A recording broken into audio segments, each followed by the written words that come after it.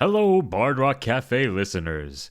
I'm Baragon Doubletail, the God of Time. Apparently, our marketing contract extended beyond the end of the universe and is binding even to gods, so I'm here to tell you about our sponsors.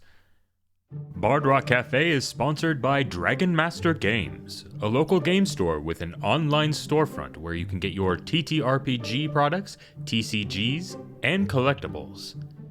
Support the show and help out a small local business by picking up those trading cards you need, some new dice, or a TTRPG sourcebook. You can also support the show and the entire network directly on Patreon or Ko-fi as a Bard Rock Booster. Boosters get an assortment of awards, including access to bonus content, a booster-only section on the network Discord server, booster-exclusive community game nights, and roles on our booster bonus table. That's right, you can finally get in on the wild magic chaos yourself by becoming a booster. Links to all that and more can be found in the show notes. Anyway, I've got important God stuff to do, so I'll let you get on with the show.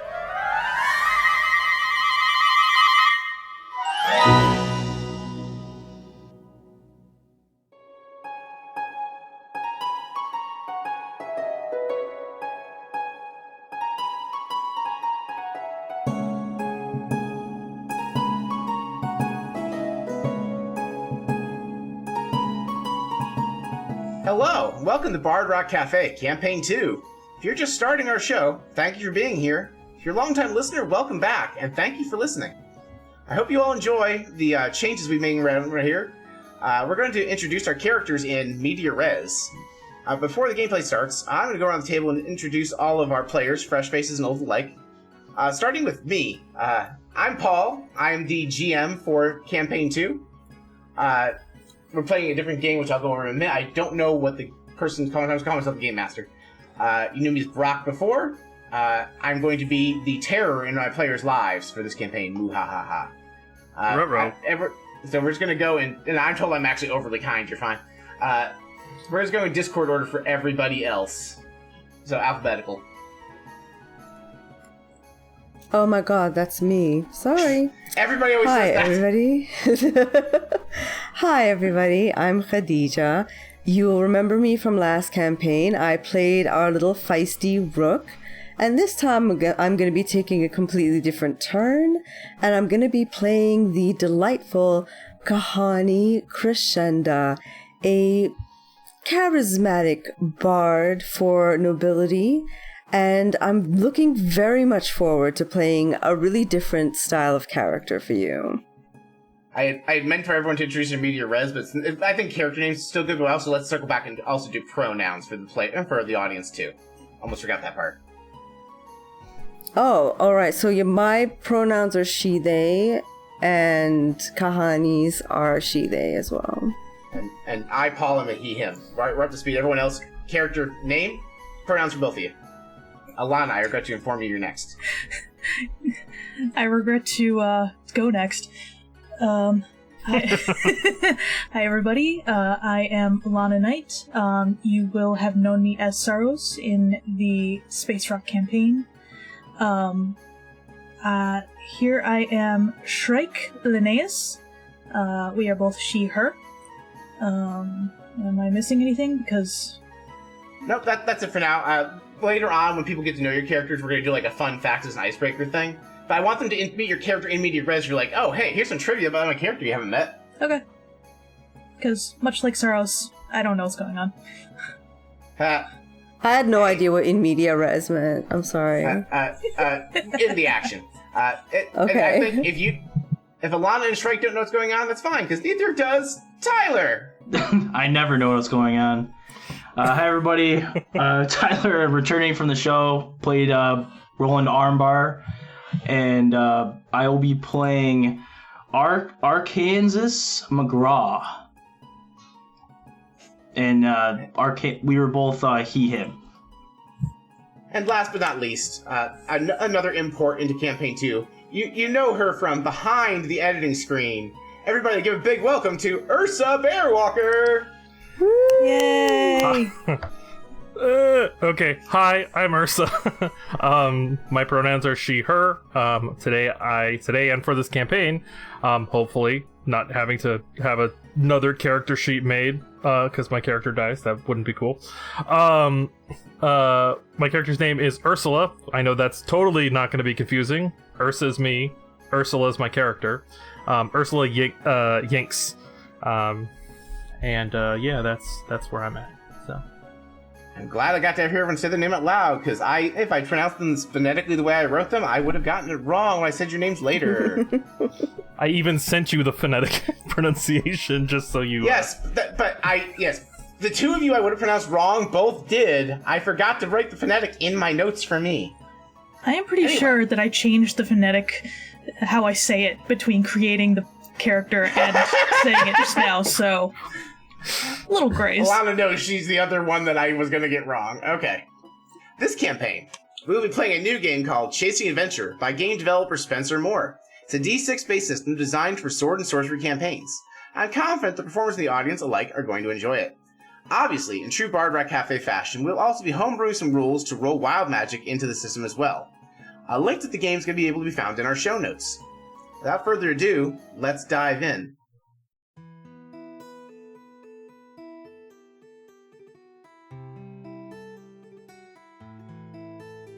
I'll tell you all in common rhyme before our lives are spent, of life that thrived before our time, where heroes came and went.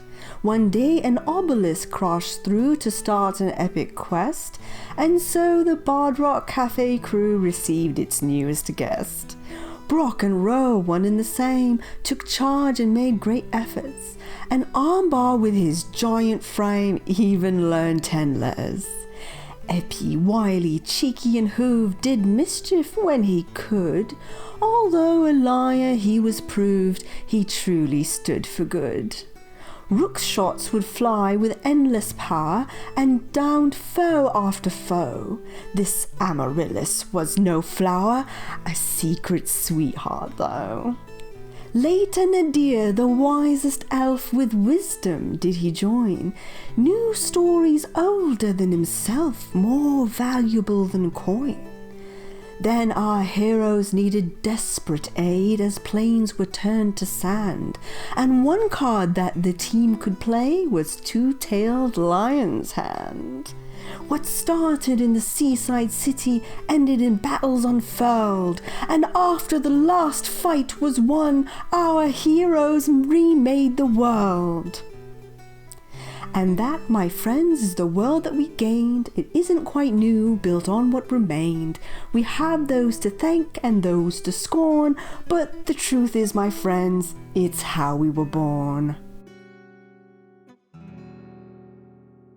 Where?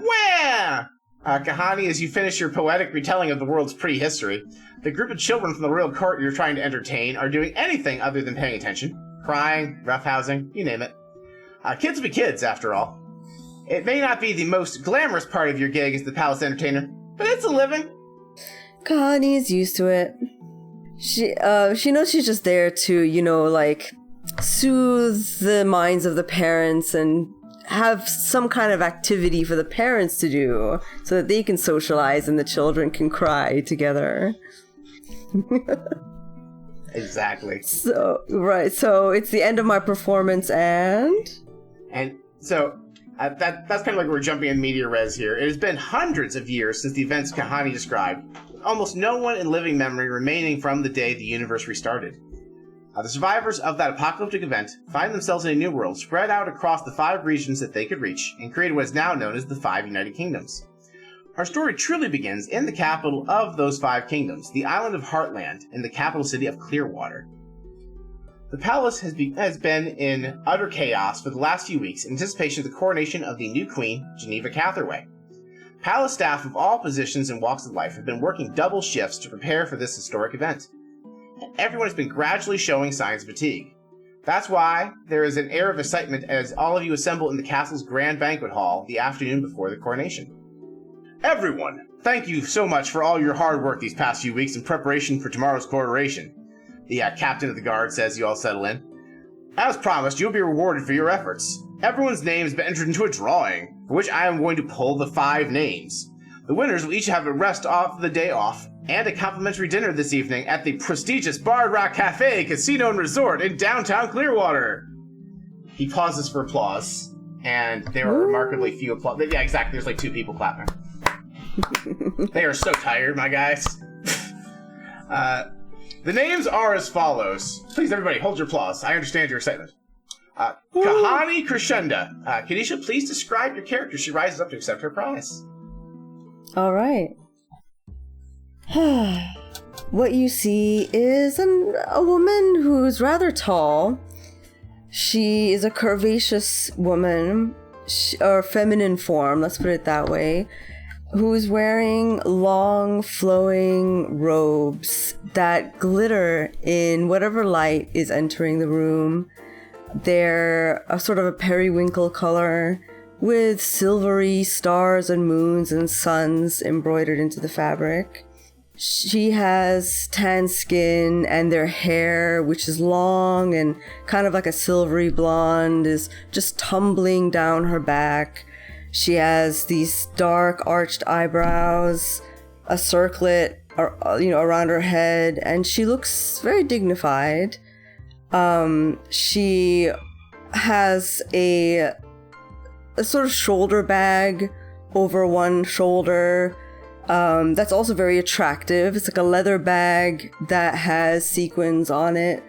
It seems to have scrolls poking out of it, and maybe like some kind of something else in it too. You can't tell. She just stands up and smiles and looks very gracious at this time. And one of the guards walks over a certificate and hands it to you. It just says, good for 1 complimentary dinner at the Bard Rock Cafe, Casino and Resort. And it has today's date on it. It's only good today. She accepts it. There's a polite applause as you accept your prize. A couple people are like, oh no, I didn't win the raffle. Maybe the next one. Arkansas McGraw. Tyler, please describe your character. Arkansas is like a skinny-looking country boy. He's got this disheveled hair. Oh, he's always wearing a cap on his head. It's kind of like camouflaged. He's from like the swamps in the country. He's got like overalls on as much as he can, and he's got a curly mustache. It's mainly it for Arkansas. All right, so they bring you over your certificate. Your 2 pugs, forklift and dump truck are nipping it. Like, no, this isn't food. Don't do that. Stop. Heal? Why do you get them to calm down? They never heal. They just do what they want. Oh, it's a good thing they're not clerics that they never heal. Anyway, here's your certificate. Yahoo! I'll be first in line at the buffet. Remember, this is only for the original tavern. The buffet is in the casino. This is only for the... Anyway, you'll figure out. The proprietor is... Arkansas throws it down to the pugs and they start like chopping at it. QQ, here you go! No. They cast a spell to prepare the paper. No, please don't do that because the DM needs you to go to that event later.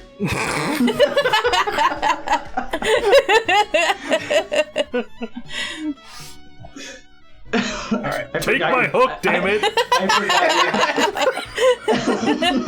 I forgot your DM play style, Paul. No, that's not happening. I mean, you can. It'll make my planning harder. It's fine. Would you like to destroy your free meal and plot? He said he didn't get it in first line with a buffet. Why would he need it anymore? You get a dinner at the nice restaurant. You don't need to go to the buffet. He doesn't need anything that fancy. Anyway. All right. Yeah. Okay. So they're like, Ursula Ginks. It says Link. So you sure? No. Okay. They said it's Ursula Ginks. Yinks. Ursa, please describe your character. So as Ursula's name is being called, she's like taking a sip from her glass, and she does the thing where her name gets called. She's like, oh, okay. All right. So she goes to stand up, and you see walking up to the podium is, we're gonna say, fairly average height, young woman. She's wearing a veil over the back of her head, like a nun veil, right? because she is a cleric. And she's walking up. She walks up, and she's kind of just like, thank you. I appreciate this. And then she looks to see that it has to be done today, and she's like, oh, okay, all right. And then she kind of goes off to the side to figure out how she's going to rearrange her day now that she realizes she has to go today. Like, no, we're giving you the afternoon off. You're fine. Yeah, she's still okay. Numbers in her head. We're gonna have so much fun with these two characters. And next we have he pauses, look at them, and he looks a little proud, like Shrike Linnaeus. Alana, please describe your character. Okay, so Shrike is pretty short, pretty stocky. She has kind of a loose gray, kind of gi-like top and some loose brown pants that kind of end just below the knee. She's got wraps for her calves and her arms. And the most striking thing is she has a sort of hood scarf combo that, as it falls off the back of her back, it's shredded to look like feathers. She walks anyway, here you go, Shrike. Sweet. Thank you, Commander. Oh, damn. Keep up the good work. I will. Right. And as Shrike retakes her seat, last but not least, Father Antonio. Sitting actually next to where Ursula was sitting is an older man with a receding hairline in brown friar's robes, eyes that are a mix of green and brown. He walks with a staff that has an hourglass on top and wears around his neck a silver pocket watch, as is the style of the Church of the Two-Tailed Lion. Everyone else, your hard work isn't forgotten. There will be a special dinner served for everyone else at the mess hall tonight. We appreciate all your hard work so much. And with that, he dismisses the assembly. Shrike, you are approached by one of the other guards, Raymond. Shrike, you remember how we traded shifts last week? I know you won the afternoon off fair and square and all, but I could use a break today. Can I have tonight off and I'll cover your shift for you some other time? I thought you said you covered me last week. I did cover you last week. I'm asking you to repay it and let me have your shift off today. Yes, but would that not say that you've already covered? I am repaying you. No, I think you got this. No, I think you got this backwards. I worked the shift that you didn't want to work, and now I'm asking you to work the shift I don't want to work. Yes. That is traditionally how the This is a thing called quid pro quo, I think is what the term is. We have had training about this. This is not acceptable. Oh, not that kind of quid pro quo.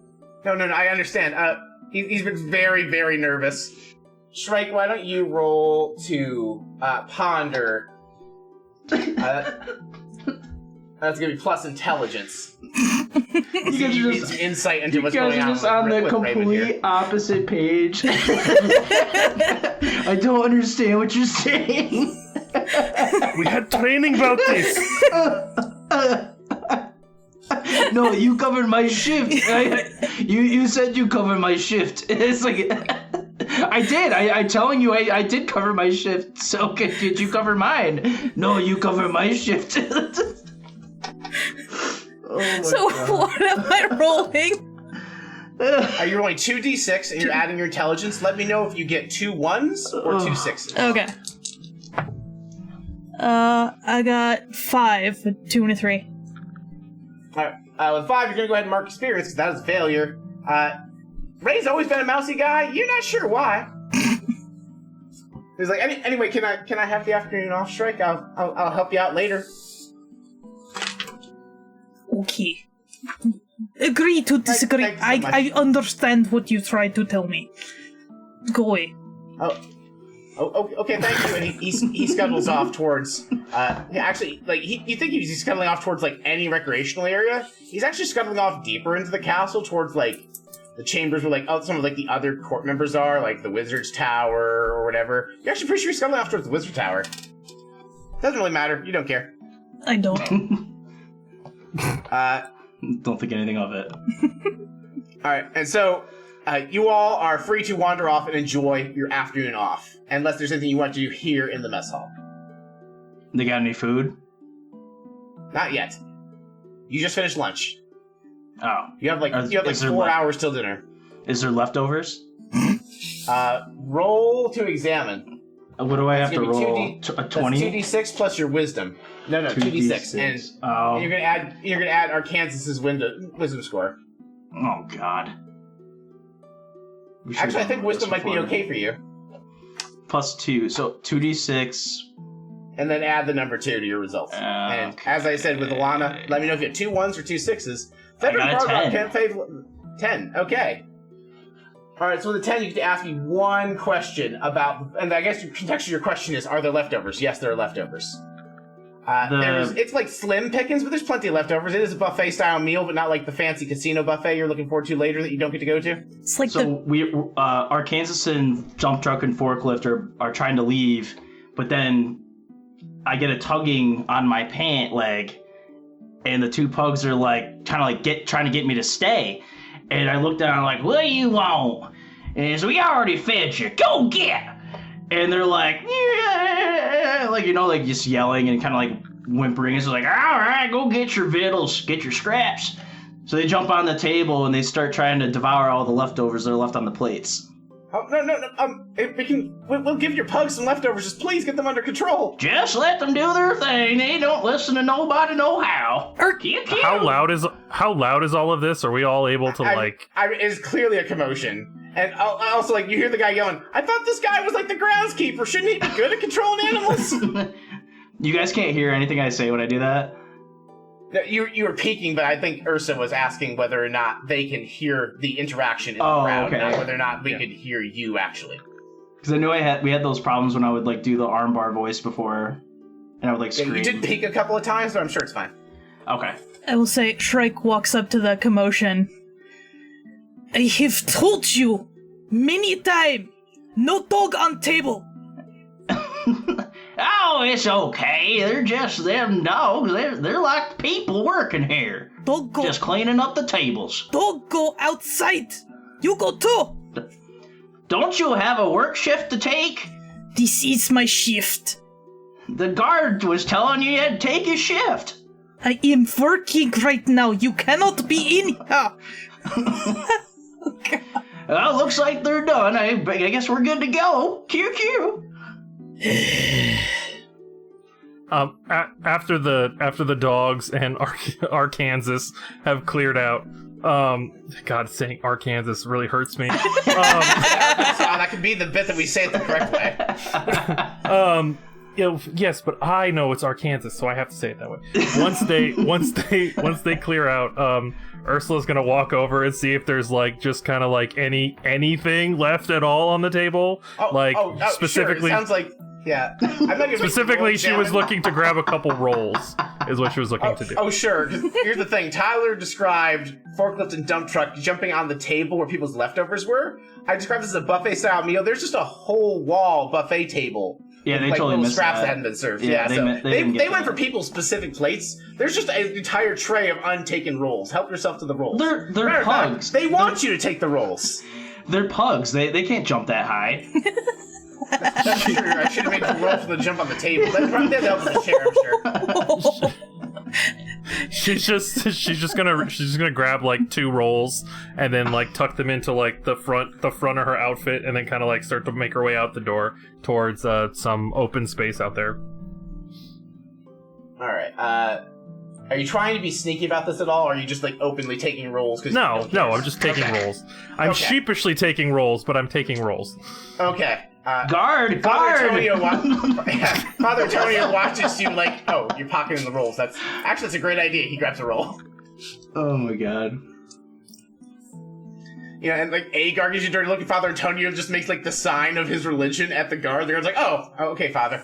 Of course, Shrek doesn't have anything to say about that, but the pug's on the table. I think Shrek sees it too and's like, snack for later. Grabs 2 and just walks out. Damn it. I'm just saying. Everybody against Arkansas. Alright. And before I exit this scene, does Kahani want to also take some rolls? No. Kahani's already left, guys. Okay. No, she didn't take the rolls. She just like walked out with a whole tray of like She's like done it. Everything like a whole she cooked wanted, she chicken or took something. already. Like she just walked out. Oh my gosh. Yeah, no, Kahani didn't actually eat lunch. She just grabbed random things and she's going to take home and eat lunch on her own. Exactly. Yeah. Exactly. She took what she needed while y'all were having a commotion, and she walked out to take it home, man. Well, she was the one with the actually- glass of wine, right? Like, she had the wine with her, so... That is, you know... Yeah. It's weird. She actually, like, very, very discreetly loaded an entire wine barrel onto a little wagon and was walking home with it. That's so weird. Oh, we had another weird, cask. right? I was like, oh, hi, Kahani, how's your pet wine barrel? She does this the thing whole where thing. she does the thing where she tucks it under like the front of what she's wearing, and she like walks out like, "How's the baby coming along, Kahani?" Yeah, exactly. There's nothing here. Like, oh, that barrel doesn't have a demon in it, does it? I've heard that people do that sometimes. Yeah, right. Alright, anyway, that seems like a great... So you all exit the palace. We're going to follow Kahani first, because we were just joking about the literal scene that she's going to have, so... So Kahani, as you're walking home to have lunch on your own, describe to us where your home is in relation to the palace, what it looks like, etc. as you get home. Oh, Whether yeah, you actually so... stole a wine barrel is up to you, but... Well, you know, actually, she's going home for, she didn't get to eat. And this is what I decided, by the way. I decided this on my own. She didn't get to eat because she was telling her whole poem and everything. So she's going home to eat, and her home is a nice flat above a cafe in the city of Clearwater. It has plants in the window. It's a solo flat. She doesn't live with anybody. They have, it's kind of like a studio flat. And so she goes up into her flat. She goes to her stove to kind of like warm up one of those rolls that she took way before anybody else. Puts it up on the stove on like a pan. She's already sliced it.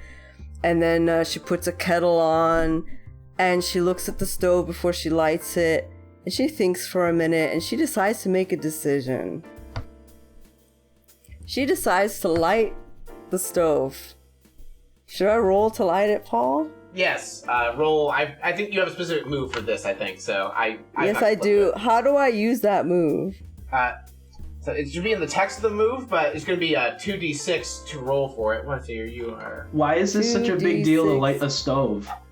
Oh, plus charisma. Plus charisma. yeah. I use charisma. So 2d6 plus charisma. One moment, please. Now you Roll a understand, die. Kahani is not just lighting a match and lighting a stove. She Don't worry about it. Yeah. She looks at it and gets It's all hot lighting and a bothered. stove. Exactly. Exactly. I rolled a 9. I rolled a 9. Okay.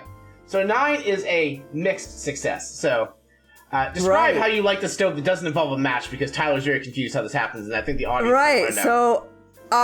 So Kahani, quote unquote, lights the stove and goes, "Oh, booger it all!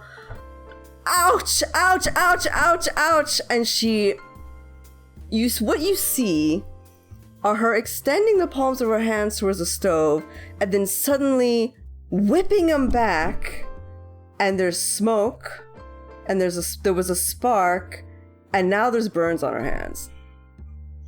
She's there's a burns on match her hands. woman. So She's there is a part flame on the matches. stove now. There's a flame on the stove, exactly, Yeah. but there's burns on her hands. And with your mixed success, there's also your because that flame jumped out and burned you. Your dish towel is also on fire. Oh, she is biz.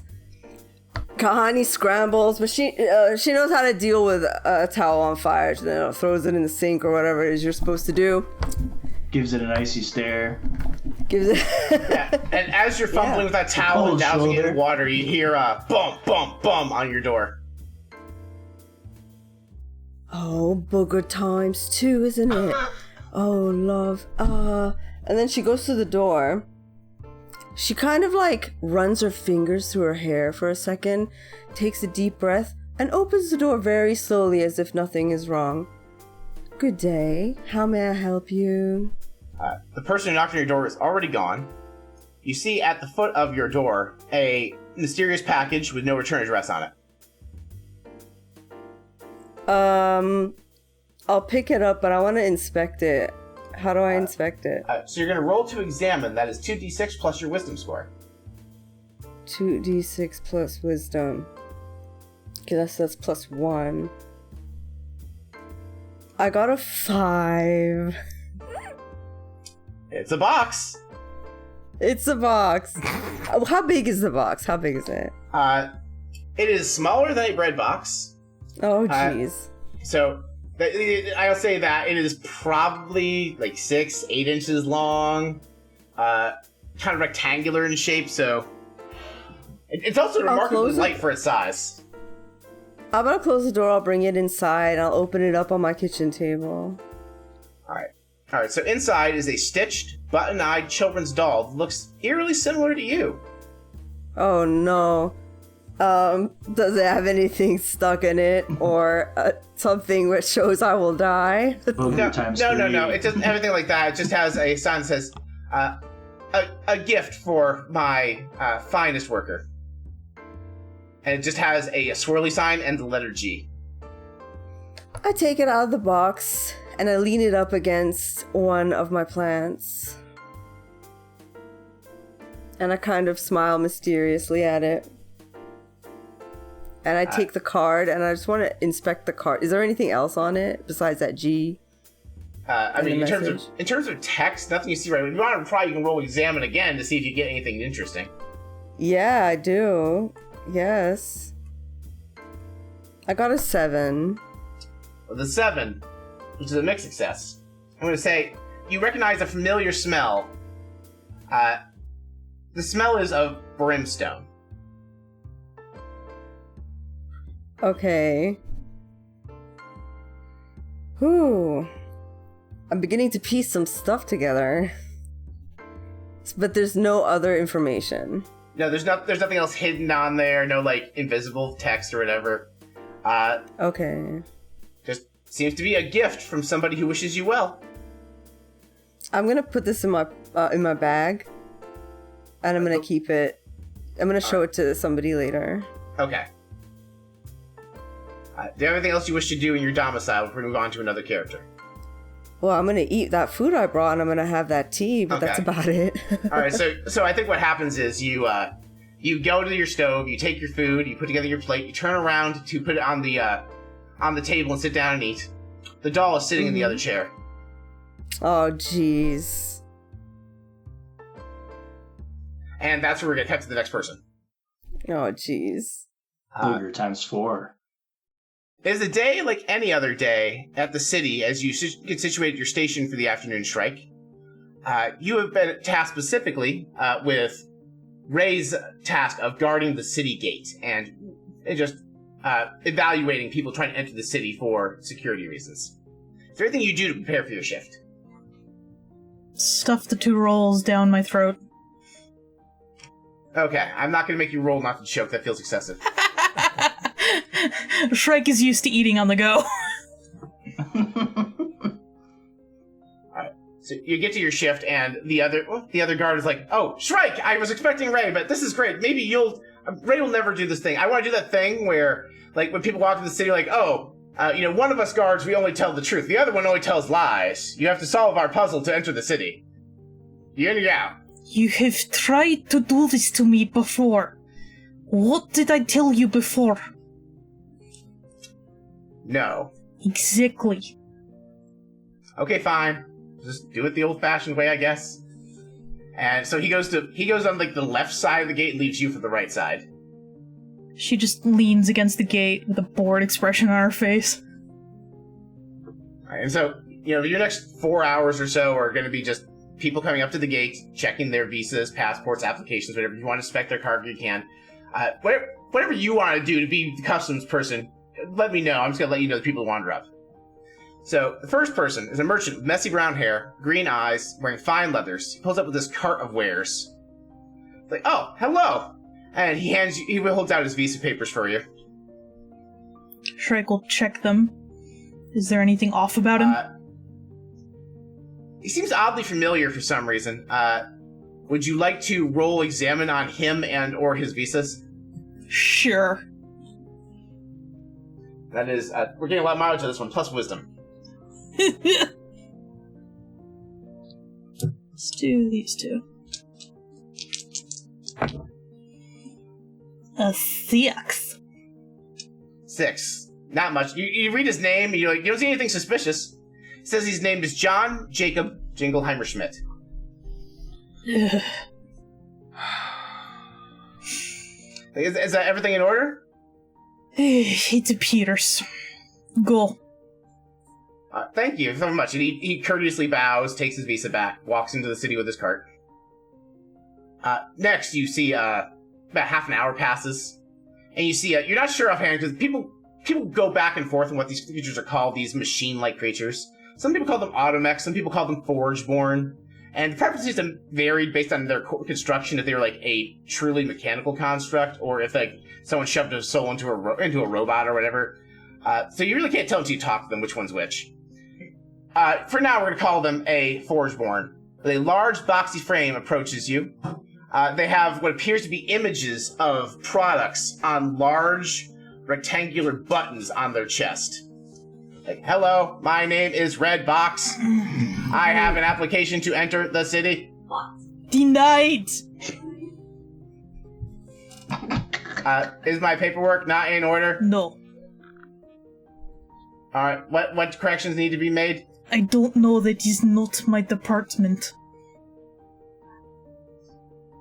Okay, roll compel to convince him that he's just not allowed in because you have denied his application and you won't tell him why. That is going to be plus charisma. It's because he didn't do the riddle. It's an 8.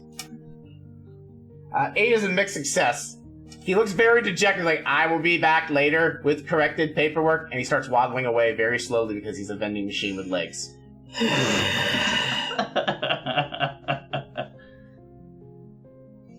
Fly. Oh, man, what? Shrike, what did that guy do? You're the one that wanted to do a Monty Python sketch. What?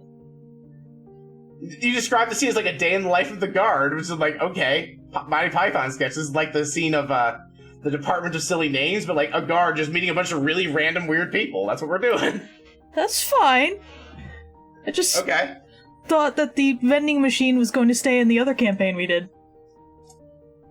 Oh yeah, no, I forgot that he was in there. Yeah, no, he was like a test for this, remember? Oh god. This is the exact thing we were testing for that campaign. Oh god. That was the test. No, Alana here was in a home game I was running where I was actually planning a version of this campaign, and Red Box remained in the campaign. Oh my gosh, that's awesome. Anyway, the next person, about 20 minutes later, is a merchant with messy brown hair, green eyes, and fine leathers, has a cart of wares. He holds out his paper. His visa says, John Jacob Jingleheimer Schmidt. I knew it! I knew it! Sorry. I have seen you before. Oh, no, this is the first time I've been here today. I mean, I came a couple weeks ago. Were you the guard dude I came through a couple weeks ago? No. Maybe. I have no control over my schedule. Oh, that sounds like rough work hours. You need to work on work-life balance. You have like an employee assistance program or anything like that? You obviously do not know Life of Guard. I do not. I'm just a mere traveling merchant. My entire family is actually traveling merchants. Do you have twin brother? I have octuplet brothers. Could you only afford one name? Our father was named John Jacob, and so he named all of his children John Jacob. Yeah, so you probably saw my brother at some point, John Jacob Jingleheimer Schmidt. His name's my name too. There it is. Go! Thank you. And he goes on. You're such a crafty piece of shit.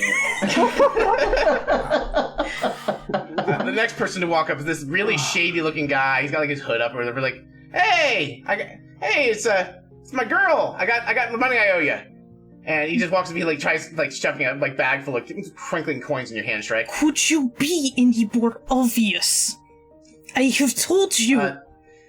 Quiet. Oh, I'm sorry. I'll come back later. Sorry. And he just drops the bag of money and runs away.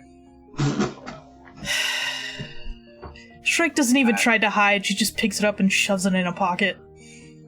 You may add 1 wealth to your inventory. Oh my god. I love the whole bit from the last guy where it was just like, you don't know what it's like to be a guard. We were on our shifts. All right, next you have what appears to be a traveling performer. A woman with long blonde hair, lithe build. She's got like a leer on her back. And she holds her pass. She holds her visa for examination. Am I all set to come through? Are you... Hang on. Are you playing tonight? Yeah, actually, I'm one of the performers for the coronation tomorrow. They hired me in my troupe. I'm a little ahead of schedule. Just to be here later. I'm sure you've heard of me. I'm the famous bard, Brittany, bitch. Surely you've heard of me. Well, I was going to ask for performance. I have always loved the lyre. But now... Oh, of course. No, not now. Never. Okay, she kind of walks through then. And finally, a merchant with messy brown hair and green eyes wearing fine leathers. Just go. Card of wares.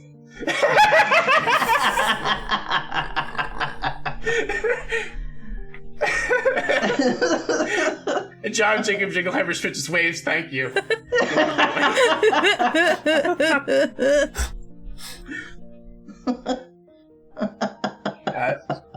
Alright, tell you what, Ursula and Arkansas, which you would like to go next? Go ahead. Okay, we're gonna do Arkansas. Let me find where he is in my notes here. Alright. So Arkansas, I think we talked about you're going to return to your hut in the woods outside of Clearwater until it's time for dinner, I assume. Yeah. Okay. So you get there. Describe your humble abode in the swampier part of the woods. It's like this ramshackled cabin in the woods, you know, barely staying up on... It's built up on stilts. Were we going to put it in a swamp, or was it just going to be in the woods, Paul? So there's not like a lot of swamp, like there'd be some wetland. It's so, just like, a little wetland. Yeah, it's just a little wetland. So it's built up on stilts. It's just slapjack together. Like, things are falling off, and you know, he's just tacking on things with other pieces of board and random objects that kind of keep it together. Yep. And there's like a ramp that gets up to the right. And I think your shack is built around, like your shack and the curtilage is built around this really big fucking oak tree. Oh, yeah. Yeah, and basically, like, the reason that you have a wetland in the middle of this otherwise not swampy forest is because that tree has a name. And it's like, Arkansas? No, that's not what I do. I'll try again. Arkansas, is that you? It's your grandma. Quiet down, Grandma! That's no way to talk to your grandma. Your, quote, grandma is a dryad who lowers herself out of the tree from the vines. I was hoping you were coming here because you had a delivery for the moonshine business. Well, not this time, Grandma. I picked up this here ticket, though. We got a good shot at the buffet. Oh, but she's like, can I see the ticket? Here you go. All right, she takes it and looks. It says, admission for Arkansas McGraw plus dogs, no other guests. Why is it wet? Yeah, she says, she's like, oh wait, let me fix that, and she waves her hand. It's not wet anymore. Damn it. I'll be. Yeah, you have a good time, but I'm just worried because we're having trouble making sales. I don't get a lot of customers out here for the moonshining business. Well, we're trying the best we can, Grandma. We still owe so much money, and I can only work so hard and so often. Yeah, and you hear a squelch, squelch, squelch, actually, as you say that. And it's the telltale signs of someone trying to figure out how to walk up to your hut in the wetland water. Like, who goes there? Is this the residence of Mr. Arkansas McGraw? We don't take kindly to visitors around here, and all of a sudden, the pugs are starting to growl. well, that's fair. I'm not a visitor. I'm a bill collector. Mrs. Green sends her regards. She says you got a week to pay the bill, or she's gonna send more of me, meaner of me. Meaner of you, huh? Yeah, I believe the term she used was hired goons. I know a hired goon or two. Anyway, do you have some money now? Otherwise, I'm going to have to tell her that you're not good for it. Well, I got this here ticket to the buffet at the Bard Rock. You want that? He takes a look at it. Like, it says non-transferable. That's gotta be worth something, don't it? Not, but it's non-transferable. Do you understand what the term non-transferable means, Mr. McGraw? Yes, I guess so. Listen, Sonny, we don't got much money out here, you know. We're just trying to scrap by. You know, Grandma's trying to make this moonshine business work. And we just need a little bit more time. All right. Well, look, I'll talk to Mrs. Green about trying to get you more time, but I work on something because the next person to come might have a box of matches. And he leaves. Like as he walks away, I nick at the dump truck and go bite him in the butt. Okay, roll to engage to have your dog bite him in the butt. That's going to be plus strength. D6s again. Yep. And just a reminder, in case roll comes up, double ones or double six, let me know. Technically, has a slightly better odds than the odds. I got 20, a 7. 7's a mixed success, so one dog bites him on the butt, and he doesn't seem to be bothered by it. And actually, it's a forklift or dump truck that bites him on the butt. They'll say dump truck. Dump truck whimpers like he hurt his tooth biting on this guy's butt. But you did successfully bite him in the butt, and there is a hole in his pants now. Okay. That's all I was trying to get out of it. Okay, cool. Ursula. Where's your section of the notes? This part? Okay, here we go. Father Antonio's like, Ursula, since you have the afternoon off, would you like to join me with I was actually going to meet with Lady Charlotte about the coronation ceremony tomorrow. Oh, do you think you need me? I mean, it's an opportunity to meet with the most prestigious religious figure in the entirety of the Five Kingdoms. It seems like it'd be a privilege. So Ursula hears that, and you see her start to get visibly more anxious about the idea of meeting someone from such a high station. She's like, okay, yeah, I can do that. So Father Antonio leads you to the castle chapel, where there's a large number of people putting up decorations or whatever. This is just how the castle's been for 2 weeks.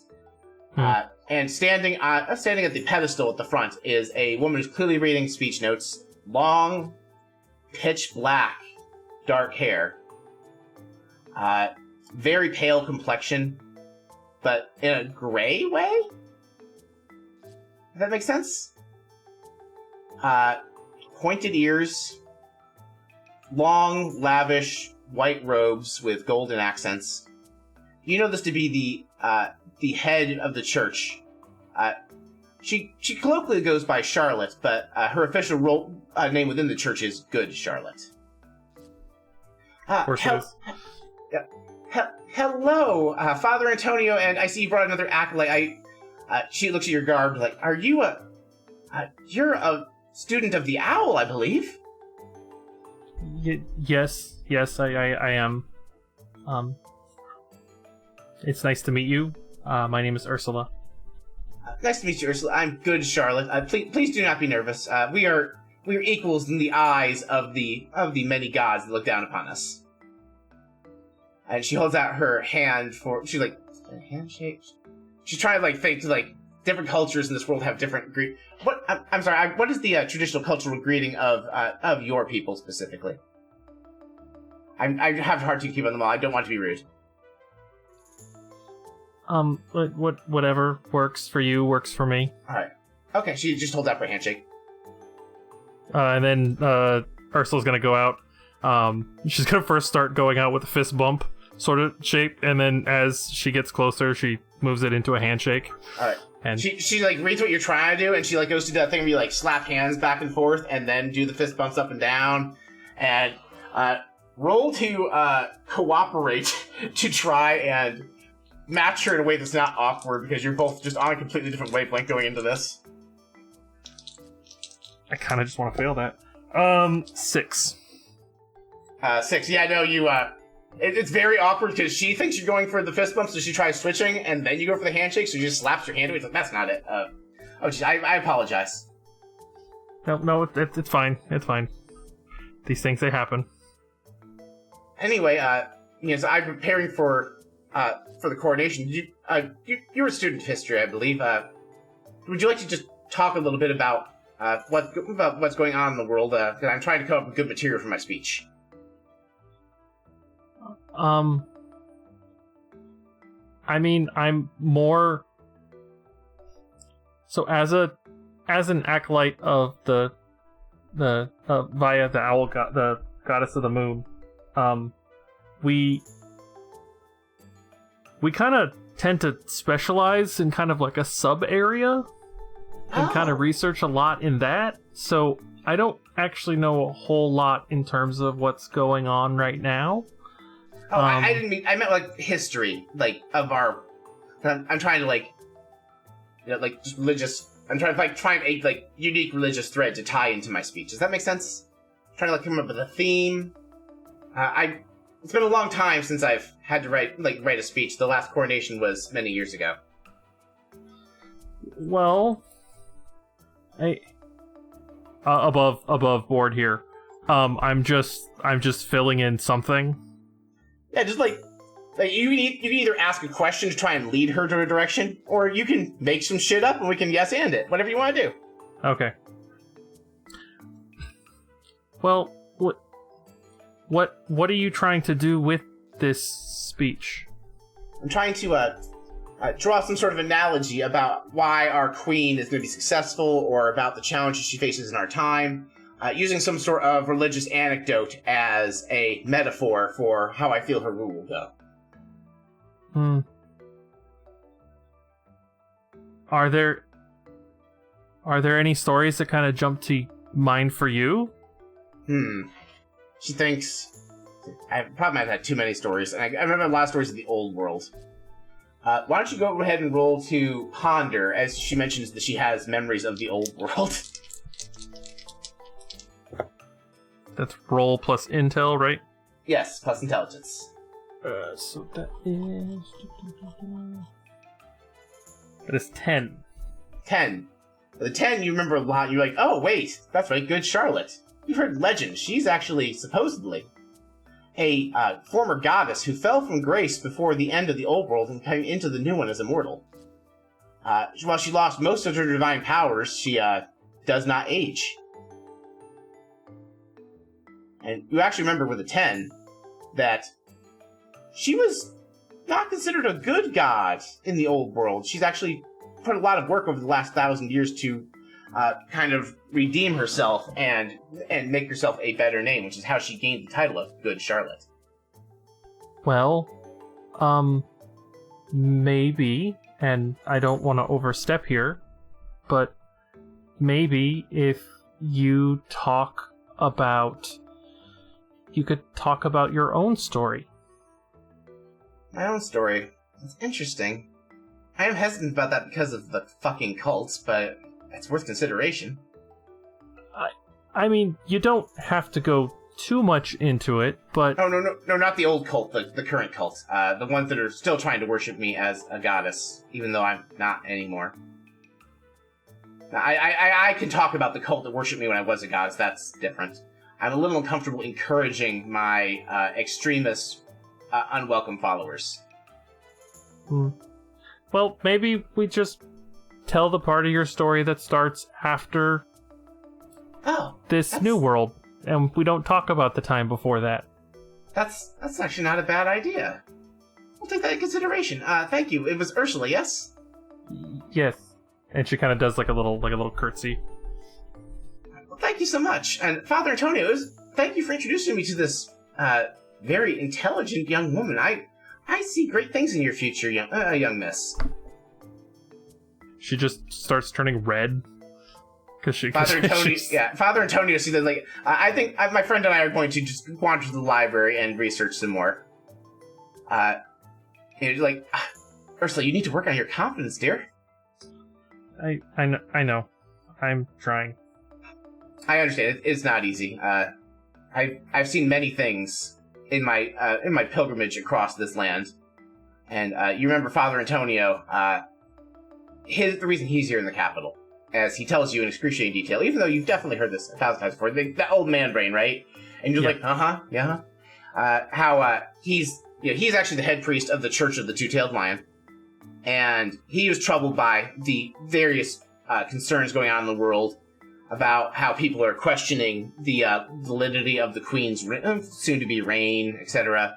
And in order to try and get a perspective, he's taking a walk around the world, a pilgrimage, as they call it, to try and learn from different people what their concerns are, how they live, and what can make their lives better. A pilgrimage that supposedly was given to him by Baragon Doubletail, the two-tailed lion himself. He finishes telling us for the umpteenth time, talking about, like, I'm only allowed to, I'm not allowed to have to walk everywhere unless it's water, then I can take a boat. That's the only time I'm allowed to get on a vehicle. Short distance for carts, like he's going into all the logistics now, and like, oh my god. Yeah, Ursula, like, starts being really, really attentive because, like, he started the story a little bit different this time, but as he kind of, like, gets into the groove of telling the same thing that he's told her at this point, like, probably 1,000 times, she kind of starts to drift off a little bit, and just, she knows at this point where she needs to be like, yep, oh, wow. And she kind of just fills in with those fillers as he's talking. Yeah. And so you guys get to the library, and he's like, "All right, well, I'm going to go find some books to research." Are you still occupying that one specific study station that you've kind of turned into a little nest? And you see off in the corner, there's like a bunch of books that like have basically enclosed off like a desk in the library, and Ursula's like, yeah, I'm pretty comfortable there.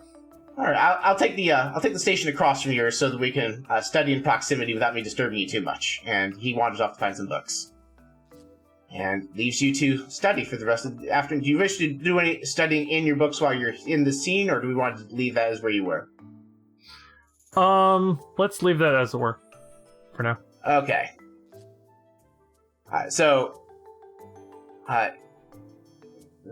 Okay. Time passes. You all eventually go to the Bard Rock Cafe, Casino, and Resort for your dinner. I assume, if any of you wish to outright ignore the plot, who can do something else, you have the ticket, you can't just not use it. Welcome to a world of adventure, where Pokemon run the show.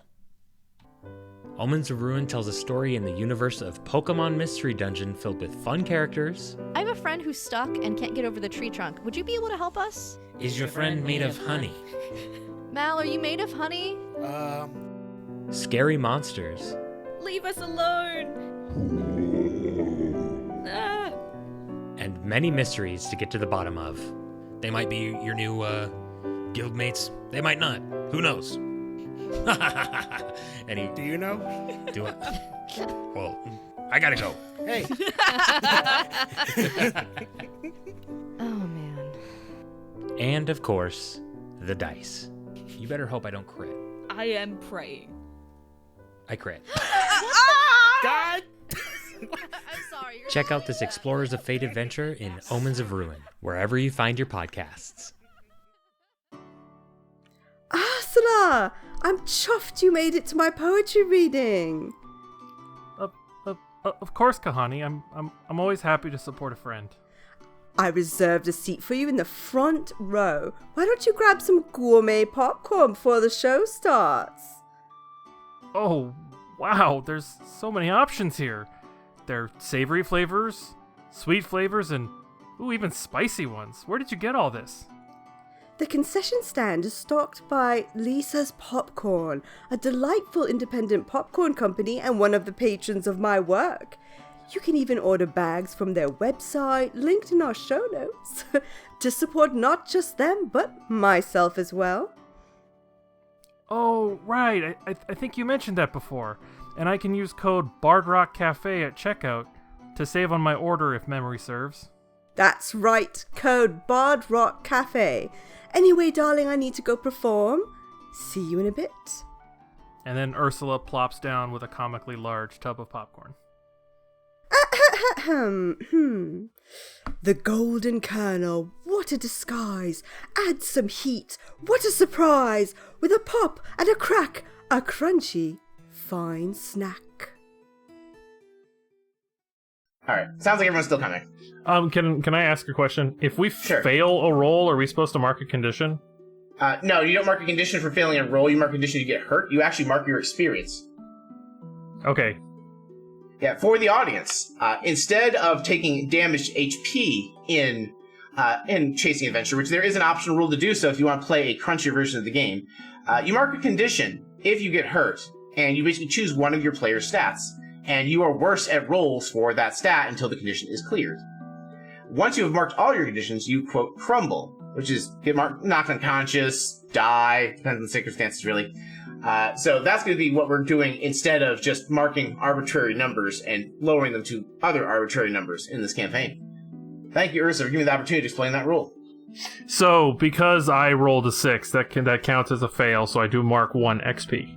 Yes. Okay. Yes. Same. Anything below a 7 is a failure. Same for the one that I did earlier. Yes. Yes. Enjoy your experience. Including the 7, or? 7 is a missed success. You do not get experience. Okay.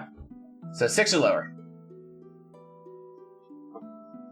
And so, you all enter the Bard Rock Cafe, Casino and Resort, which is the exact center of the city of Clearwater. It's actually sort of strange location-wise because of that. You'd expect the city to be built around the palace, and the palace be the center. But that's not the case here because, as is common knowledge, in this world, the entire city was originally built outside of this tavern, as it was the only building that existed when the universe was rebuilt. And the first kings of this land, Brock and Epi von Bursong, built their palace a fair distance away from the tavern on purpose by design. On the outside, this appears to be a modest, unremarkable, two-story tavern.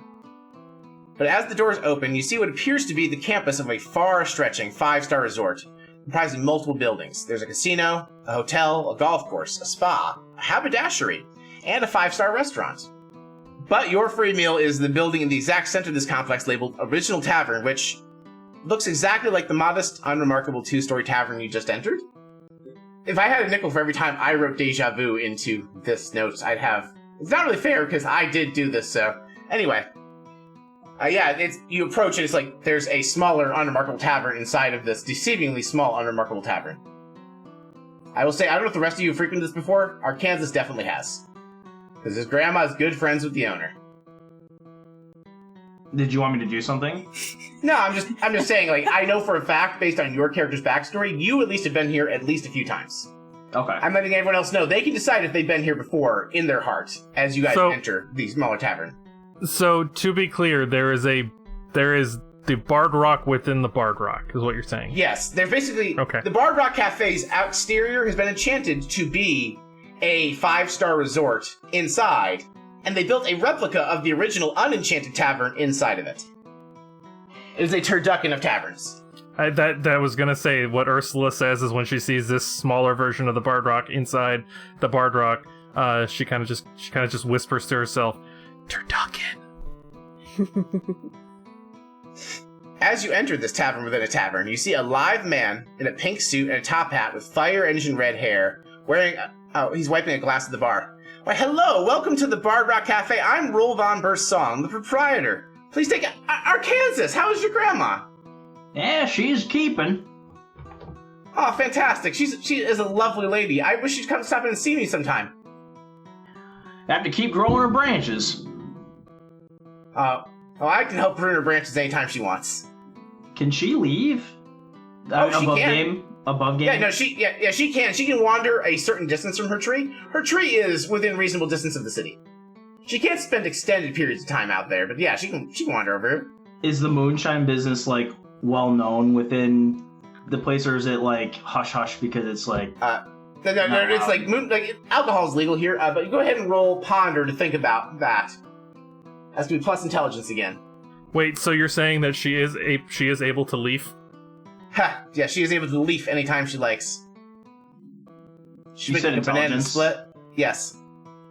I got a 7. With a 7, you think about it, I'm pretty sure the only reason the moonshine business hasn't gone out of business is because this one tavern keeps buying Grandma's moonshine. Yeah, Yes. we'll get her. We'll get her leaves in here one of these days. She's just real busy back at the shop. Oh yeah, she's brewing up that famous moonshine of yours, and he pulls out a cask of Talia's world famous moonshine. Oh, that's this year's brand, isn't it? Oh yeah, no, there's. I know you're supposed to buy stuff like that aged sometimes, but I like it fresh. Roll cannot get drunk. He is a simulacra. He is technically a construct. Anyway, let me take a swig of that. Q.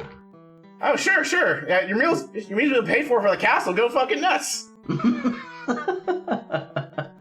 He pours it for you. Go. I'm not gonna make you roll to drink unless you really want to. How strong do you think Grandma Talia's moonshine is? I bet it's pretty strong. Okay.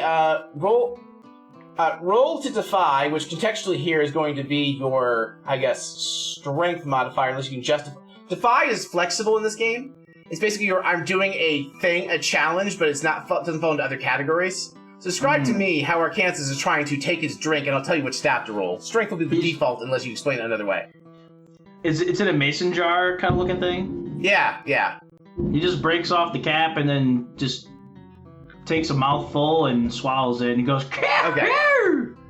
Alright, roll plus strength to see how well you take your liquor. Does anyone else want to join Arkansas in drinking a shot of moonshine? No. Okay. How'd Arkansas do? It's always plus 2d6, right? Yeah, it's always 2d6, and then you're going to add strength in this one. Uh-oh. What's uh-oh? You tell me you got double ones, come on. Nope, I got a 3. 3. Okay. You described to me how sick you get from trying to slam this moonshine. They instantly throw up. All over.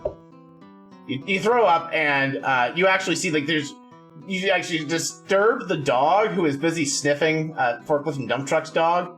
This big black Labrador, huge black Labrador retriever. And you go, boof, boof. No, it's burr, burr. No, this is my dog, actually. You're friends with the taverner, so you recognize his black Labrador, Inky. Oh my gosh. Well, hey there, Inky. Want to help me clean this here mess up? Oh, I don't feel so good. Boof. That's some strong stuff. Shrike, while you're trying to keep your lunch down watching Arkansas try and feed a dog his vomit, you feel something brushing against your leg. What is this? Meow. You hear the most garbled version of a meow you've ever heard. You look down and see a remarkably purple cat. Hello there, little Fluffy. What is your name? You look down and the collar says Muck. Shrek just picks up Muck and just starts giving scritchies. Just loving all over the cat. Muck makes a rough approximation of a purr. Muck does feel more liquid than normal cats. I know all cats are liquid. Muck feels slightly more so. It feels very malleable. Goopy. Oh. Yeah, a little goopy. Shrek just starts, folding into a pretzel. Yeah, no, this cat is remarkably flexible. It can do any yoga position you want, and does not seem to care. I literally almost spit out my drink.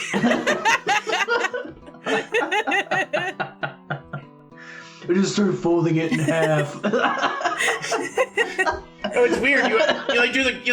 Watch me saw this cat in half. You do it, and you put it back together, and you're like, wait a minute, did I actually set up the props? And you open it up, and the cat's fine. Oh my gosh. Just makes me think of those old cartoons with I'm going to love you and squeeze you and call you George, and it's just destroying beating it. There is no amount of physical abuse this cat can receive where it doesn't magically sproing back into its default setting. It is the most liquid cat you've ever seen. It looks borderline indestructible. As you look around, the three of you that haven't been here before, the tavern itself is lined wall to wall with pictures and memorabilia. There are countless portraits of heroes and celebrities of the world's past plastered on the wall, all of them dining here. This is, of course, you see the group that rebooted the universe, a group of misfit pirates. A stout woman with a snapping turtle, you name it. Royalty, there's people who later ascended to godhood. And there's basically any noteworthy walk of life. If they're a person of prominence in this tavern's history, they have like some portrait or picture here. Anyone who wants to, roll to examine the area. Wisdom? Plus wisdom. That is 7. 7. There's something that jumps out to you, Ursula, as you look at all these pictures. There's like a common thread. There's like one guy who's in all these pictures looks really familiar, and you can't quite put your finger on it. Why does this guy look so fucking familiar? He's got red hair and a pink top hat. Why does he look so fucking familiar? With the 7, you're like, eventually, after a long period of time, like, oh, it's him! So Ursula's gonna kind of just, as she has this realization that he's in all of these pictures from what are very clearly different periods of time in the history of the world, she's gonna turn to him and turn to Roll, and she's gonna be like, "So has your family run this bar for a while?" I mean, it was kind of, for lack of a way to put it, was my brother's bar for a while. He passed away many years ago, but he left it to me, and I've been running it for, I don't know, about 950 years. She hears 950, and she kind of just stares, and it's just kind of like, oh. I know I look really good for 950, right? Yes, you definitely don't look a day over 902. What a bang-up job you're doing. Q. Thank you, Arkansas. I appreciate that. He pours you another shot of moonshine. Ursula's just sitting here. I'm sorry. Hold on a second. Let me get you the house special. And he pours you a glass of water. He swirls his hand over it. It turns into kind of like a yellowish tint of beer. I give you my brother's specialty, Keystone Light. Oh, thank you. That other stuff really packed a punch. Well, I was going to say also, Kahani is attracted to shiny things, so I wanted to roll to examine shiny stuff. Perfect. I was about to describe all the shiny shit, so this is perfect. Roll examine. 9 total. The 9 total. You see a lot of things. The memorabilia on the walls, very eye-catching. When you're looking for shiny things, the thing that catches your eyes on either side of the door are 2 glass cases, each holding a very shiny coin. On one side, a gold coin, and the other side, a silver coin. The gold coin is labeled, and the case, there's a little placard that says, "The Coin of Absolutes." And on the silver coin's case is the doubloon of Absolutes. Is there any explanation besides that? There is not. There is a guy who presumably knows their history standing right there. Yeah, alright then. You can also just roll to... is it? Yes! You're the royal entertainer. Oh, Connie, that's your name. That's right. I know. Right, yes. I've been to your shows, and I will give you that a roll. He is also the royal keeper of coins, so you've seen him around the palace. Right, yeah, I do recognize you. I've seen you watching me. I was just wondering about these here coins there. What's that of absolutes monarch all about? Oh, it's actually a very fascinating coin. They have a magical enchantment. So basically what they do is, you flip them, and based on the result, which you can never really tell what it's going to be, but basically the next thing you do after you flip the coin, you're going to do either really, really well, or really, really not well. Oh dear. Here, actually. Reminds me of show business, really. Actually, here, let me show you out. And he pulls out his keys, unlocks one of the glass cases, and he holds out the gold coin. Would any of you like to give it a spin? I'm a risk taker. I'll throw that doubloon, why not? Okay, what would you like to try doing as you flip the coin of absolutes? The doubloon was the other one. Doesn't really matter, you can call them whatever. This is going to be introduce the mechanic for you guys, so... For the audience... You know that drink there, that lad over there is drinking looked pretty strong to me. How it about I is. see if I can take a shot? I'm a pretty weak drinker, to be honest with you. Let's see if I can take a drink after I flip that coin. All right, so we're gonna flip the coin of absolutes I have from a game developer. That doesn't make this game, so I got sent a coin that says good and bad on 2 different sides. I'm going to flip the coin of absolutes, and based on its results, you're either going to get the equivalent of 2 1s or 2 6s. Let's see. Your result is 2 6s. You got the good coin. So you're going to slam this drink. Describe to me how eloquently you slam this moonshine that completely floored Arkansas, the person who makes it with his grandmother. So, Kahani, who usually can't even take a sip of wine without getting a flippin' headache, downs it in one shot like it's water. It just slides down her throat, and she feels the buzz, but she's standing up straight, standing up tall, doesn't topple over. And She feels fine. And as you feel Wow. remarkably fine, you feel a unusual but not uncommon feeling welling up inside you. As Wild Magic Surge occurs, I need you to roll 2d100s. Whoa! I'm so excited. I'm so excited. First wild magic roll. Oh my god, I'm so honored. I am honored. Oh, Hopefully not, we'll all see. right. 45 and 43. Oh, those are different results. Let me go ahead and look here. For the audience, the players were allowed to multi-class, so everyone technically has 2 tables. Whether or not they're playing both of their sheets at the moment is up to them, but they do have 2 tables. So let me just look at Kahani's other table really quick. So Kahani, you feel a weight of about 2 pounds just kind of form in your pocket out of nothing. Okay, alright. I'm gonna check my pocket. What's in my pocket? There is a roll of paper with a wax seal on it.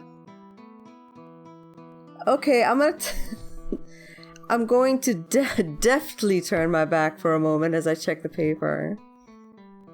All right. What does it say on it? Or It is a deed for a parcel of land. It is in a distant land called the Fleetwood, and the deed is in your name. Shoot! I got lands. Huge tracts of land. What the heck? Well, that's mine now. Heck yeah. And tell you what, I feel like this coin needs a new home. So I'm gonna let you all have access to you share. Kahani, why don't you have the coin? Since you seem to enjoy it so much. So I'm gonna introduce now. You all get once per session each 1 use of the coin of absolutes. Woo! Kahani used hers to Thank demonstrate you, for the Ron. audience. Yay! So for the audience, Thank you, Rome. you're welcome, my dear. The coin of absolutes. You get a good result if you get double 6s. Bad result, double 1s. That's what triggers wild magic. So no matter what, you're guaranteed a wild magic search. All right. Anyway, so the rest of the stuff, as you kind of look around, 'cause I think while Kahani was making a display doing this drinking, you all kind of took a look around. You see, there is, in addition to the 2 coins, there is a staff hanging over the bar labeled the Butter Stick. There is a compass that doesn't seem to point north. In one corner, there's just an ornate lamp that, if you take your eyes off of it, appears to be an entirely different lamp when you look back at it. There is a knife with a butterfly etched into the pommel. There's a random ballpoint pen. Not sure what that's about. Hanging over the bar itself is a golden pendant in the shape of a 5-headed dragon, whose necks and heads are each a unique color. The pendant is glowing in ambient golden light, as if heavily enchanted. Ursula, I would like you to roll to examine this. I will give you advantage because you have studied religion. Now that means that I roll 3d6s and only count the highest 2. Correct, thank you. I was about to explain that for the audience. Okay. And that would be 9 plus wisdom is 11. Perfect, so you know perfectly. Ursula, you are confident this object is billowing with holy power. It is clearly a holy symbol for some deity, but no deity you've ever heard of. You've not seen this holy symbol before. You know it's a dragon, but you only know that due to academic study. practically no full-blooded dragons were able to survive the reboot of the universe because the wards on the old city prevented dragons from coming through. Full-blooded dragons, no way. People were half dragons or dragonkin, if you will. They could enter, but full-blooded dragons could not enter the city, which means they could not take the Noah's Ark, so to speak, to the new reality. There's only one noteworthy exception, a young dragon who, because he had not become able to take on his draconic form yet, the ward didn't stop him. But that's according to legend. The guy supposedly left the planet a long time ago. Became like a turnip farmer or some shit, I don't know. That you're not really clear on that. Just like, oh yeah, there's one dragon in the known universe, he's not here. Excuse me? Yes? Can you explain why this... those are dragon's heads, right? Yes, that's a holy symbol of one of the old gods from the old world. Kind of an old family heirloom of mine. Oh, okay. I was confused because as far as I know, there's only legends of there being one dragon, and I'm pretty sure he only had one head. This dragon, can't remember her name, it's been so long, but she was the goddess of evil dragons. And I basically won this holy symbol for her religion in a bet I made with a high priest at a very high stakes tournament, sporting event. It still has the deity's holy power in it, but we don't need a god of dragons. We don't got no dragons. That does seem kind of odd. I don't know what follow-up she'd have to that. Awkward silence as well as like waiting for more questions. Yeah. She's just kind of like she kind of asked her question like, "Is that a dragon?" It's like, "Yeah," and she's like, "Oh, okay." Anyway, what can I get you all to eat? Anything on the menu on the house? What's on the menu? So we have meatball subs. We have grilled cheese, popcorn. We have various. I'm trying to think what the equivalent of Italy is, but like he named like a bunch of Italian dishes. I'm just keep naming stuff from our food sponsors. Okay. Yep. We have. It's been a long. I own the entire casino resort. Name a dish, and I'm sure I can produce it. I challenge you to name a dish I cannot prepare. My brother, who had control of my body for the most of my life, has a culinary degree, so I'm a very good cook. Ursula makes a face at that. Let me explain. My people who were largely did not make it through. We're a relatively rare species. We're born with two souls. My for lack of a better term, brother, he conjured me and shoved my soul in this body. This body does not age. He died a long time ago.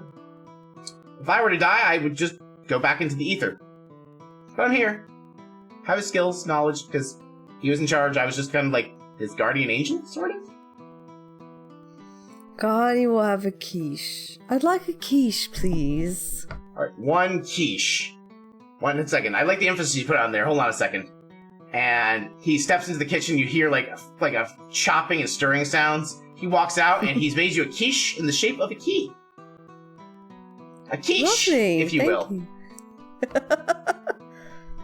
How delightful. Thank you.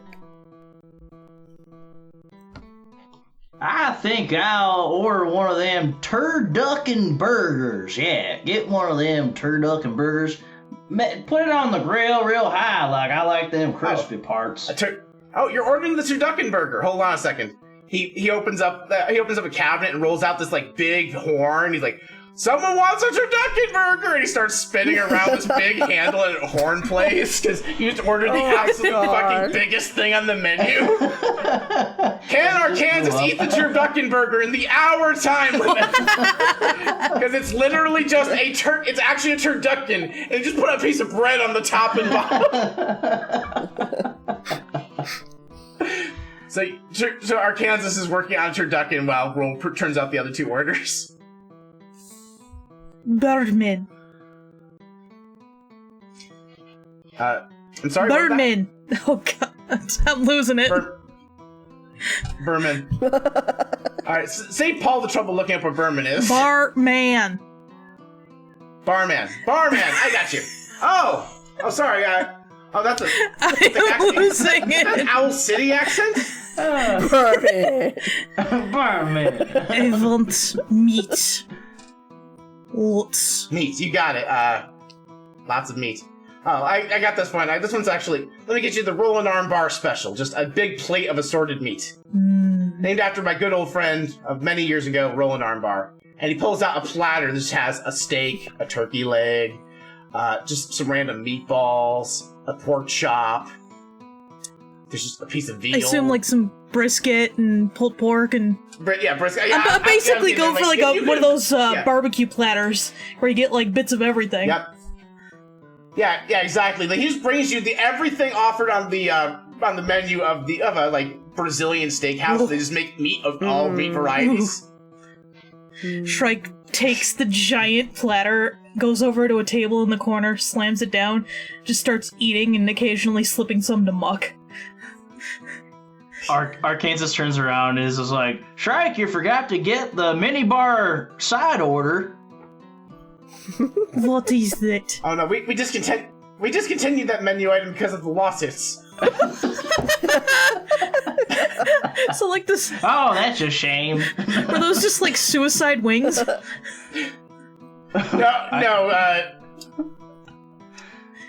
Minibar's signature move in Bard Rock campaign move was to hawk loogies.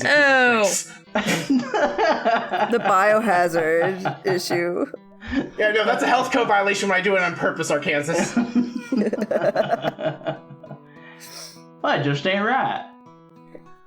Yep.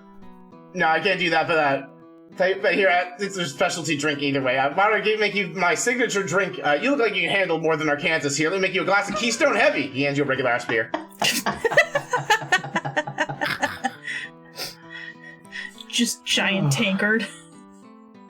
Yeah, no, he's like, let me see. Like, he looks at you, sees your musculature, goes, 8, 12, 40, 80 ounce. Here we go. Hell yeah.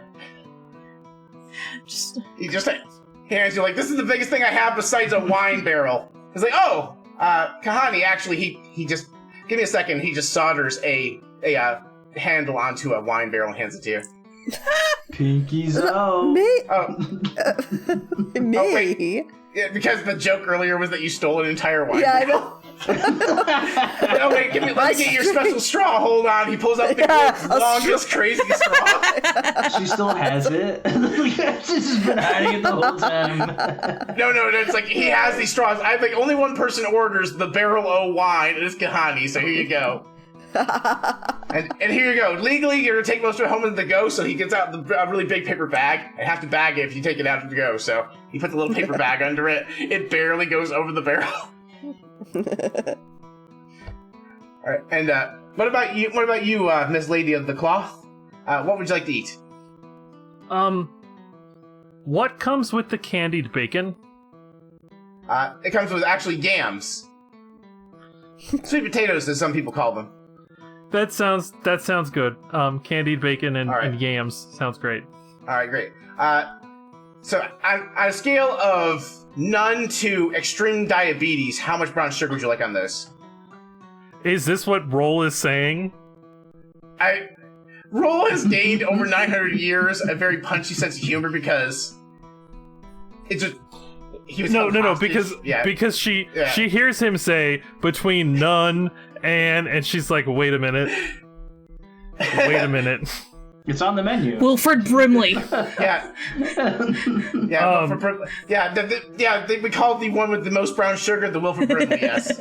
Oh my god. Yeah, named after the person who created the dish, Wilfred Brimley. Marcus. Just a normal amount is fine. A normal amount, okay. He opens up his cookbook and he's like, normal amount of sugar. It says here 6 sugar cubes, that's not right. And anyway, he puts the correct amount of brown sugar on your meal. Alright. And so you're all welcome to either socialize with each other or eat in solitude. Whatever you like to do. to finish your meal. Kahani is interested in sitting with Ursula. I do so love ladies of the cloth. What's your name again? My name is Ursula. You're Miss Crescendo, right? Miss Crescendo now. That's a lovely way to address me. I haven't heard someone address me like that in a very long time, so respectfully. She kind of pokes you a little bit. Thank you. she's obviously unsure what the hell's going on. She's kind of ribbing you, she's kind of teasing you, you know, but I get you. Okay, good. I want to make sure you get that too. Yeah. Okay, good. Oh, don't let me bother you while you're trying to eat. I like company while I eat. That's all it is, love. That's all it is. No, that's fine. That's fine. I'm just, if I may ask, how are you gonna finish all that? And she just kind of like motions to the giant barrel of wine and the crazy straw. Oh gosh, I'm not going to finish it all at once. I like to mull my wine at home, actually. I like to put spices in it and warm it up, and I keep it for a long time. That makes sense. I did right. It'd be kind of dangerous walking home after drinking all that, wouldn't it? Oh goodness, you are right, Ursula. You are right. And how are you going to eat all of that sugar? I don't actually know. He asked how much sugar, and I wasn't sure how much to say, so I said a normal amount. Is this a normal amount of sugar? Roll examine? Well, is it a normal amount of sugar, really? Or is it Rook's normal amount of sugar? No, Roll knows the correct amount. I was doing a bit. Okay, no. I was like, last time someone was asked what a normal amount of sugar was. They said 6 cubes. It doesn't look that bad. In fact, it looks kind of lovely. Does it taste good? It does. It's a little sweeter than I thought it was going to be. I guess I should have realized that since it's candied bacon, yes, that it would probably be a little bit on the sweeter side, but it's different. It's definitely different. We don't usually eat like this. Did you step out of your comfort zone? I guess. My comfort zone is a very specific space in the library. My. Yeah. I dare say by coming out to a tavern and having candied foods, you've taken quite a step out, haven't you? That's lovely. Thank you.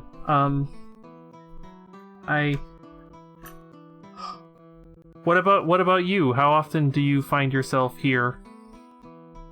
I've actually never been here. Isn't that strange? I go from tavern to tavern all my life. I've never actually been in this one exactly. I've been to the 5-star, but never been inside this old one. And it's historic. I should have been here. It's a bit silly of me. That's funny, because he seemed to know exactly what you were going to order, even though you've never been here. I know a lot of things, love. Okay. And I think it's just going to be kind of that exchange back and forth for a little while we eat. Yeah, Father Antonio, who also canonically here, and I only remember just here just now, is like, that makes perfect sense. You see, from a non-linear standpoint, she hasn't been here yet from her perspective. But from a non-Euclidean time perspective, she's been here many times, I'm sure. I do so like someone who thinks metaphysically, but I'm trying to enjoy my quiche. So the Father Antonio looks at Arkansas, who's working on the turducken burger. Hey there, you strapping young man. How are you doing on your burger? You look like you have some regrets. This is quite a big sandwich, but I got an empty belly, so we're gonna try all we can. I'm pretty sure it's against the rules of the challenge to feed the parts of the sandwich to your dogs. They're just scraps. That's not part of the burger. Roll compel to convince Father Antonio not to tattle on you.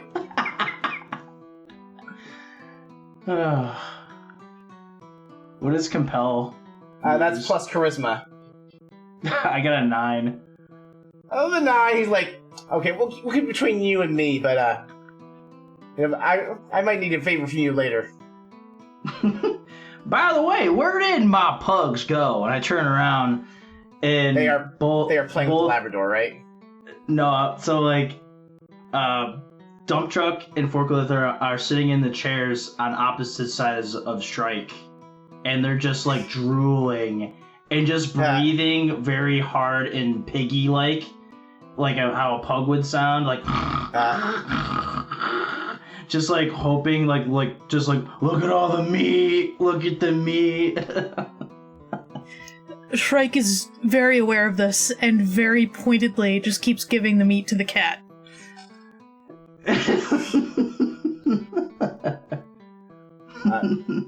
Inky walks over and goes, boof, boof!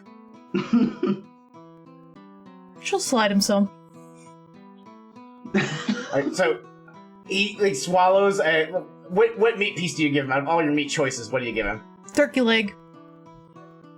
Turkey leg. He swallows the turkey leg. You see him go to chew it, and you realize he just swallows it whole. Bone and all.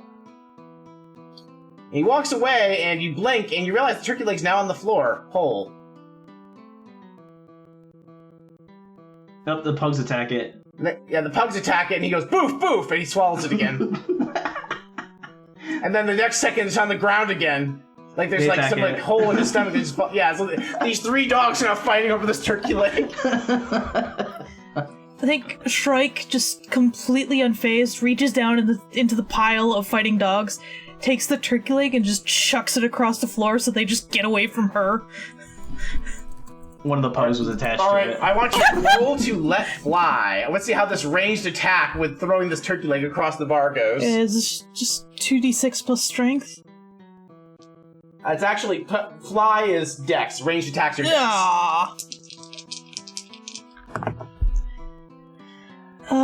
That is an 8.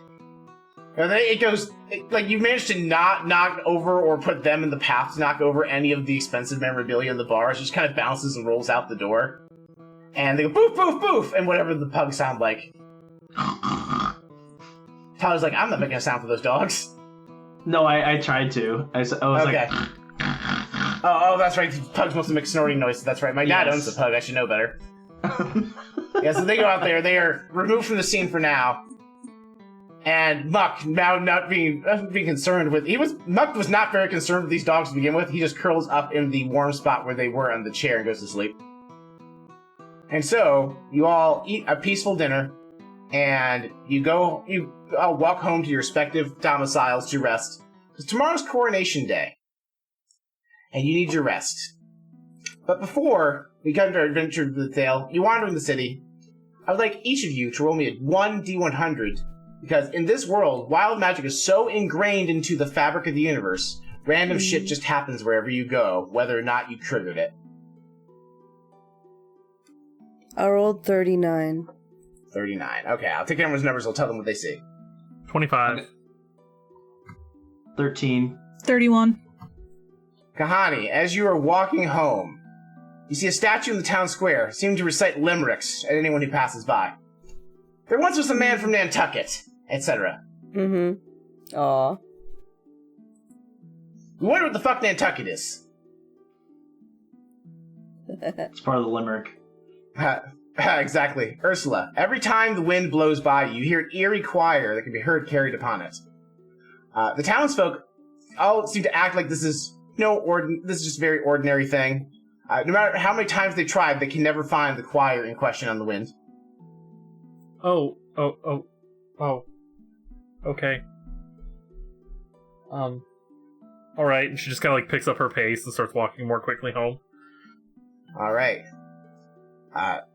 Arkansas, as you walk back towards the swamp, the cobblestones in the streets light up and change colors at random every time they're stepped on. So you have a disco light thing on the sidewalk that was definitely not there when you walked in. He's just doing this cowboy thing where he's like, "Hoo hoo!" And Shrike, glowing eyes survey the town outskirts, vanishing from sight if approached. You just feel like you're being watched by dozens of glowing yellow eyes everywhere you walk throughout the city. Shrike will just stare them down until she walks past and move on to the next ones. Yeah. And so you all make it safely to your homes and get a good night's rest. Tomorrow is Coronation Day, and that's where we're going to end our tale for now. Bard Rock Cafe has been a Bard Rock Network production. I am Paul, and I have been your Master of Ceremonies.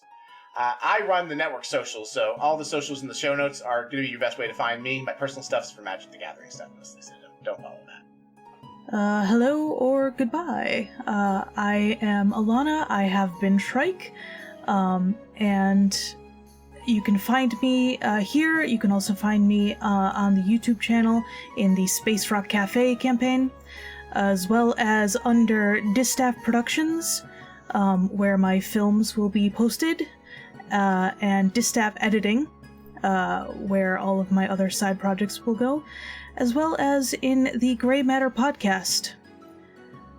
Check that one out. It's a fairly fun show. All right, thank you for listening, everybody. I am Khadija. I've been playing Kahani. I am not that prolific online. You can find me just one place. That is Blue Sky, my first name.bardrockcafe.com. It's been a pleasure. Thanks for listening, everybody. This is Tyler. Play Arkansas McGraw. You can find me here on Discord or on Instagram. The handle is Tyler Losey. If you want to talk magic or anime, I'm always up for a good conversation. Thank you.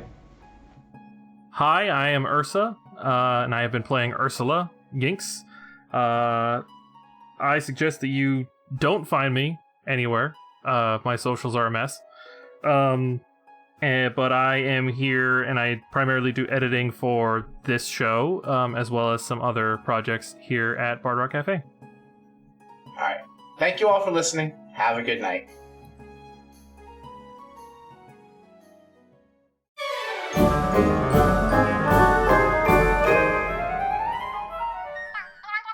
Must I really do this twice? Surely one of these new characters can take care of it. I am the god of time. I don't have... Well, I guess I do have... Fine.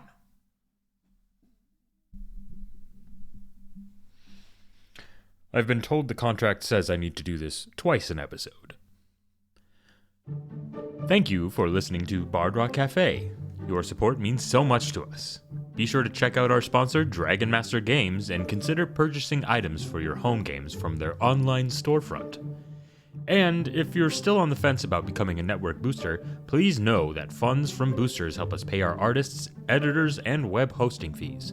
The more support we get, the more content our network as a whole can produce. So go to Patreon or Ko-fi and become a booster today. Links to all of that can be found in the show notes. Hang on. You've reached Baragon. I don't care how funny the bit is, I'm not winking in this podcast anymore.